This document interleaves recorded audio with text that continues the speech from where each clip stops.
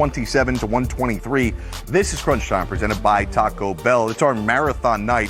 From the first tip of the night until the final buzzer of the night, we are on the air giving you updates and live looks of all the biggest moments of the night as they happen. Still have one more game on our board. We're going to take you live for the finish of Portland and Washington in a couple of moments. It's now 108 to 96. The Blazers getting Damian Lillard back in the lineup tonight. He's been playing well over Bradley Beal and the Washington Wizards. He's 3D Dennis Scott. I'm Jared Greenberg. Only other person I want to get some love tonight, Hassan Whiteside, another double-double. He's doing his part as well. As much as we get that backcourt, they're justice, but Whiteside still has to play D, block a few shots, and have double-doubles if you want to take them serious about getting that 8 spot. Yeah, there was a lot of great individual performances tonight. Whiteside certainly getting it done here for Portland. We've mentioned some of these early games, so let's really zone in on what was clearly coming into the night, the game of the night, the matchup of the night, and it lived up to the hype with Dallas and New Orleans. And again, welcome if you're just joining us here on Crunch Time, presented by Taco Bell, live here on NBA TV. It took until overtime for Zion to get to 20 points, but he did ultimately get there, finishing with 21 points on 9 of 18 shooting in just about 36 minutes of action. So it's his 13th consecutive game scoring 20 points or more. That's a strong finish, knowing that it looked like you weren't going to get back to 50%. So, you get back there. That looks good for you. There's a couple times there, I think, late in the third quarter, I thought he should attack Maxi Kleber, but he didn't. He kind of gave up. But once again, this is his first back-to-back. He's still learning how to prepare for things like that, and he's only going to get better. I want to read a tweet from our colleague Channing Frye, who you're going to see on Handles the Night in the NBA recap through the lens of social media. That's coming up as soon as we're done. We're done as soon as that Portland-Washington game is over. Channing Frye on Twitter earlier tonight said, "I remember my first back-to-back game, and literally my legs felt like crap. I see Zion is pushing through, but goodness, he is moving gingerly." Yeah, gingerly, and Shannon, rightfully so. He's coming off the knee surgery versus some rookies come in, they're tired because they're not prepared. Right. At least he's coming back from an injury. But early in the game, there's the explosive moves. He got to the rim, got to his spot, used his athleticism. And that spin move, they go up for two-hand dunk. Come on, man. That's just a freak of nature doing great things. But plays like this, Jared, just watch it. One dribble in a reverse layup. Come on. It's only going to get better. It's only going to get better. It's only going to get better, but the Pelicans, with Zion back in the lineup, were hoping they could make that push for the playoffs. Still feasible, but a lot more challenging after the last couple of nights. Yeah. They've now lost 3 in a row, right? Losing to the Lakers. Terrible loss last night, losing to the Timberwolves. Yes. And now losing tonight.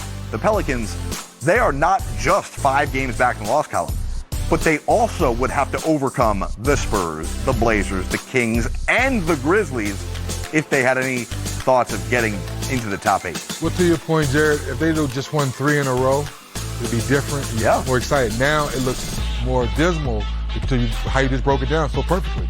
The key, really, and we're going to go back to this, if the Grizzlies make the playoffs, what they did this past Saturday night, stunning the Lakers, that will go down as maybe the season turner. Yeah, they absolutely were in the driver's seat, but they have injuries to Jaren Jackson Jr. They have injuries to Brandon Clark. They've got the toughest schedule. They had lost, 5 games in a row. Beating the Lakers on Saturday night is really what crushed a lot of those teams chasing the Grizzlies. Such a confidence builder, Jared, because now, Coach Jenkins can really show this young team, guys, when we play the right way, teams take us lightly. Yep. We go into our building and handle our business. And then when we get home, try to win as many games as we can to finish out the season.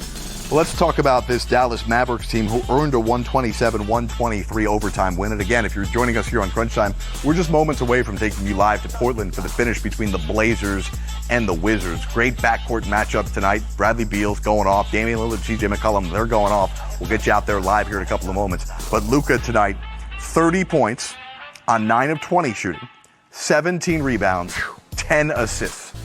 There's just a couple plays watching Jared where a big guy's on him, they switch with favors, gets to his move, step back, knocks down a 3.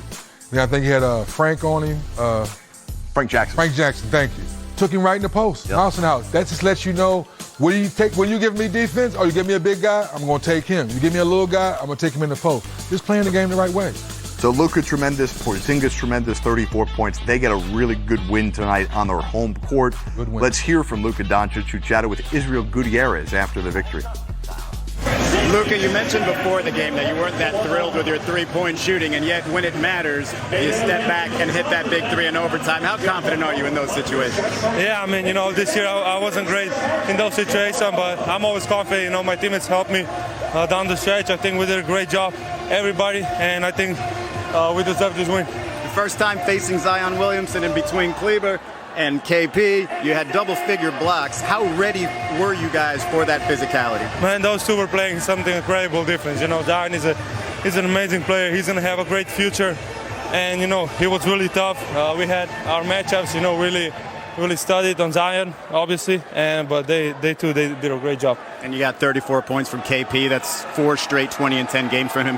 What do you see from him as he continues to go through the season? Oh, he's an amazing player. You don't see every day plays like this. There's a couple, him, Anthony Davis, and he's going to be an amazing player. All right, 3D, break it down for us. Luka tonight in a big overtime victory. Well, great question about Israel, that when you shoot the basketball, you got to have confidence in yourself. And like we just spoke about, you shoot the three, you put the ball on the floor, you wait to see what your matchup is. But when you have, it's just fun, Jared, when you have the utmost confidence in yourself, your coaching staff, your teammates, go play winning basketball. It's just fun to watch. He's must-see TV. No question. He's must-see TV. Crunch Time, it's on the air every Wednesday and Friday. I want to remind you to come back with us on Friday.